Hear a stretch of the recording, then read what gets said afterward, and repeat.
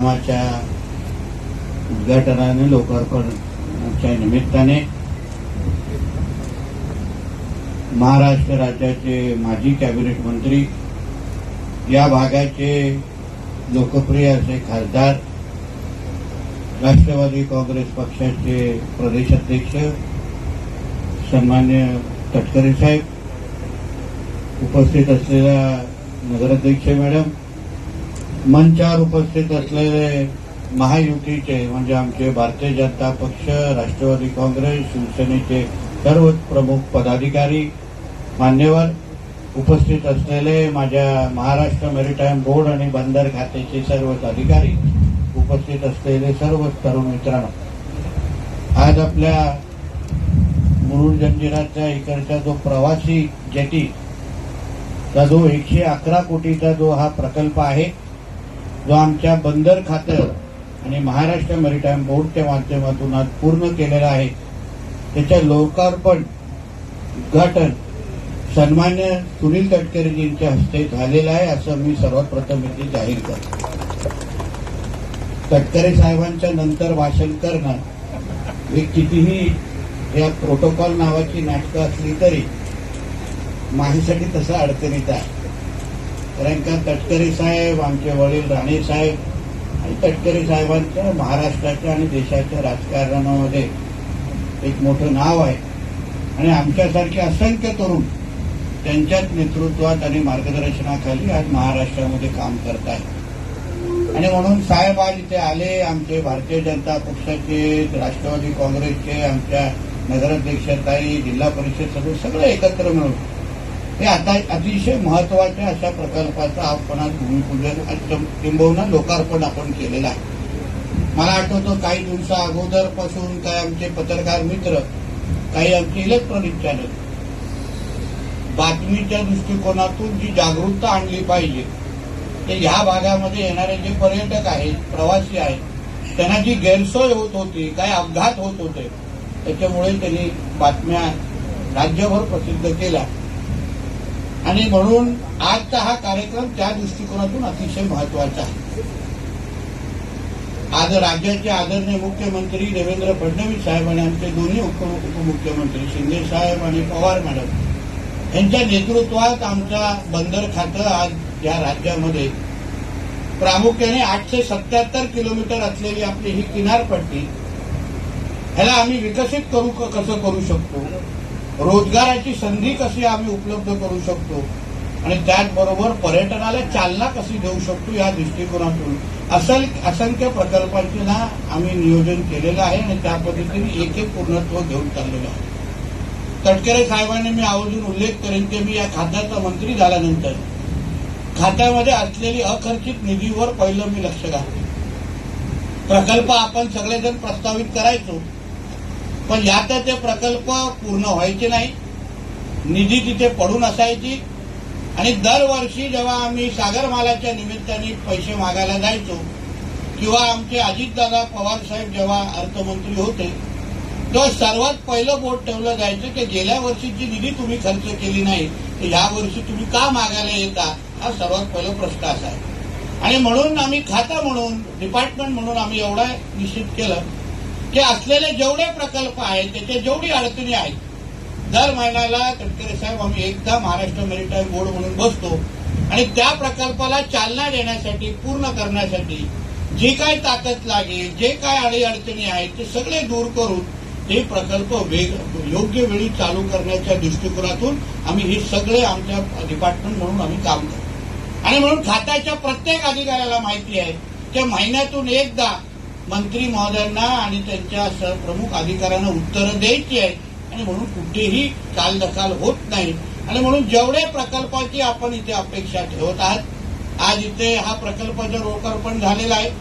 आपल्या पद्मदुर्ग किल्ल्याच्या संदर्भात काही सूचना आमच्या खासदार साहेब आणि अन्य सहकाऱ्यांनी केलेल्या आहेत. मी आपल्याला विश्वास देतो, ह्या सर्व प्रकल्पांच्यामुळे कोकणाच्या किनारपट्टीला येणाऱ्या कालावधीमध्ये येणारं महत्व आणि पर्यटनाला चालना आणि रोजगाराची संधी, या सगळ्या दृष्टिकोनातून आमचं महाराष्ट्र मेरीटाईम बोर्ड आणि बंदर खातं कुठेही कमी पडणार नाही, हा विश्वास व्यासपीठाच्या निमित्ताने मी आपल्या सगळ्या जणांना देतो. शेवटी आमचा हा किनारपट्टीचा भाग आम्हाला आंतरराष्ट्रीय पातळीवर जेव्हा आम्ही जातो तेव्हा जे एक वेगळं चित्र पाहायला मिळतं तेव्हा आम्ही कुठे कमी पडतो हा नेहमी आमच्या समोर प्रश्न असतो. प्रवासी वाहतूक हा आमच्या आदरणीय मुख्यमंत्र्यांचा ड्रीम प्रोजेक्ट आहे आणि म्हणून मुंबईमध्ये मुंबई वॉटर मेट्रोच्या माध्यमातून जसं आम्ही मुंबईला आणि MMRला जोडतोय तसंच मी तटकरे साहेबांची मी गाडीमध्ये बोलत होतो.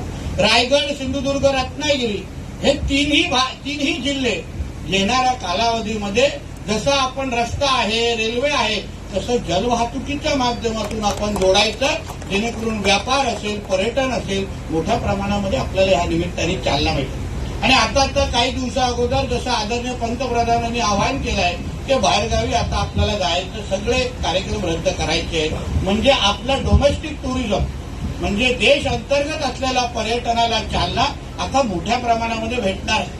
म्हणून पर्यटनाच्या दृष्टिकोनातून असलेले जेवढे व्यावसायिक आहेत त्यांना मी आवर्जून इथे या निमित्ताने आवाहन करेन की महाराष्ट्र मेरीटाईम बोर्ड आणि पर्यटन खाते हे तसंही दुसऱ्याशी संलग्न आहे आणि म्हणून तुम्हाला जी मदत लागेल, तुम्हाला जे काही इन्फ्रास्ट्रक्चर पाहिजे, आम्ही सगळ्या गोष्टी करण्यासाठी देण्यासाठी तयार आहोत.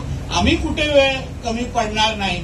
जे काम होईल ते दर्जेदार होईल, पण आपणही आपल्या माध्यमातून आपल्या देशामध्ये येणारे जे पर्यटक असतील, आपल्याकडे येणारे जे पर्यटक असतील त्यांनाही चांगल्यात चांगली सेवा आपण कशी देऊ शकतो याही दृष्टिकोनातून आपण विचार करावा आणि त्यावर आपण काम करावं.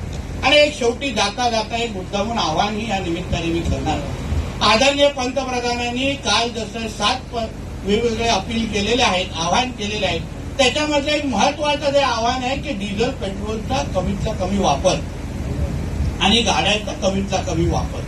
आता डिझेल पेट्रोलवर काही नुसतं गाड्याच चालत नाही, आपल्या बोटीही चालतात आणि म्हणून आम्ही महाराष्ट्र मेरीटाईम बोर्ड म्हणून, बंदर खातं म्हणून, राज्य सरकार म्हणून संकटातून संधी ज्याला आपण म्हणतो ते आम्हाला ही संधी आम्हाला दिसते आहे.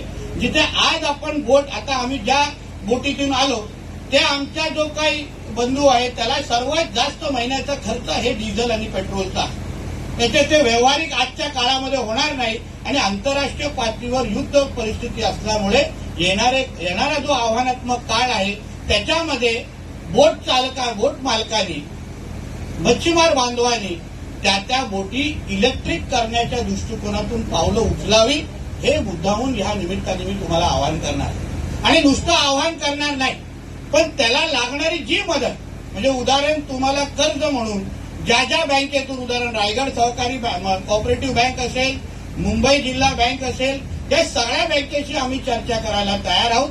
आपण ही तयारी दाखवावी, आपण मानसिकता दाखवावी आणि आमच्याशी आपण संपर्क केले. आम्ही खासदार साहेबांची मदत घेणार, आमदार साहेबांची मदत घेणार, नगराध्यक्ष मॅडमची मदत घेणार आणि जास्तीत जास्त ह्या बोटी आपण येणाऱ्या काळामध्ये इलेक्ट्रिक कशा करू शकतो ह्या दृष्टिकोनात आपण पावलं टाकून आपल्या पंतप्रधानांनी दिलेले विचार, केलेलं आव्हान त्याला अजून बळकट करण्याचं काम आपणही आमच्या माध्यमातून करावं अशी विनंती आणि अपेक्षा या निमित्ताने मी व्यक्त करीन.